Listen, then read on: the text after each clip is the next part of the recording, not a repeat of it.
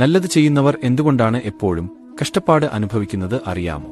കുരുക്ഷേത്ര യുദ്ധത്തിനു ശേഷം ഒരിക്കൽ അർജുനനും ശ്രീകൃഷ്ണനും ഒരു വൃക്ഷത്തിന്റെ ചുവട്ടിൽ വിശ്രമിക്കുകയായിരുന്നു. ആ സമയം അർജുനൻ ശ്രീകൃഷ്ണനോട് ചോദിച്ചു, ധർമ്മം പാലിക്കുന്നവർക്ക് എപ്പോഴും എന്തിനാണ് ഇത്രയധികം അനീതികൾ സംഭവിക്കുന്നത്? ഇതിനുത്തരം നൽകുവാനായി ശ്രീകൃഷ്ണൻ ബ്രാഹ്മണവേഷം ധരിച്ച് അർജുനനെയും കൂട്ടി ഒരു ഗ്രാമത്തിലേക്ക് പോയി. സന്ധ്യയായി അവർ ഗ്രാമത്തിലെ ഏറ്റവും ധനികനായ ഒരാളുടെ അടുത്തേക്ക് ചെന്ന് അവർ അഭയം ചോദിച്ചു. ആ മനുഷ്യൻ ഒരു ദുഷ്ടനും അമിതമായ ധനസമ്പാദനത്തിലൂടെ ഒരു അഹങ്കാരിയും ആയിരുന്നു. ഗോശാല വൃത്തിയാക്കി അവിടെ താമസിച്ചുകൊള്ളൂ. എന്നാൽ ഗോശാലയുടെ ശോചനാവസ്ഥ കണ്ട ശ്രീകൃഷ്ണൻ അതിന്റെ കേടുപാടുകൾ മുഴുവൻ തീർത്ത് നന്നാക്കി. അടുത്ത ദിവസം അവർ ഗ്രാമത്തിലെ ഏറ്റവും ദരിദ്രനായ ഒരു മനുഷ്യന്റെ അടുത്തേക്ക് പോയി. ആ മനുഷ്യൻ ദയയും ഔദാര്യവും ഉള്ളവനായിരുന്നു. അദ്ദേഹം അവരെ തന്റെ കുടിലിൽ താമസിപ്പിക്കുകയും നല്ല ഭക്ഷണം നൽകുകയും ചെയ്തു.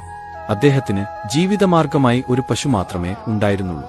എന്നാൽ രാത്രിയിൽ ഒരു സർപ്പം വന്ന് ആ പശുവിനെ കടിക്കുകയും ആ സാധുമൃഗം തൽക്ഷണം മരണപ്പെടുകയും ചെയ്തു. ഇതെല്ലാം ശ്രീകൃഷ്ണനും അർജുനനും കാണുന്നുണ്ടായിരുന്നെങ്കിലും ശ്രീകൃഷ്ണൻ അനങ്ങിയില്ല. അർജുനന് അത്ഭുതമായി. അർജുനൻ ചോദിച്ചു, പ്രഭു, ദുഷ്ടനായ ധനികന്റെ ഗോശാല അങ്ങ് നന്നാക്കി കൊടുത്തു.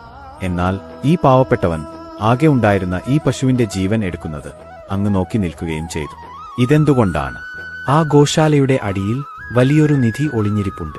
അത് തകർന്നിരുന്നുവെങ്കിൽ ആ അഹങ്കാരിയായ ധനികൻ ആ നിധി ലഭിക്കുമായിരുന്നു. അവൻ കൂടുതൽ ദുഷ്ടനായി തീർന്നേനെ.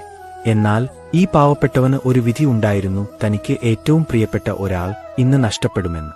അതുകൊണ്ട് ഞാൻ അദ്ദേഹത്തിന്റെ മകന്റെയോ ഭാര്യയുടെയോ ജീവൻ നഷ്ടപ്പെടുത്തുന്നതിനു പകരം ആ പശുവിന്റെ ജീവൻ എടുക്കുന്നതാണ് ഉചിതമെന്ന് കരുതി.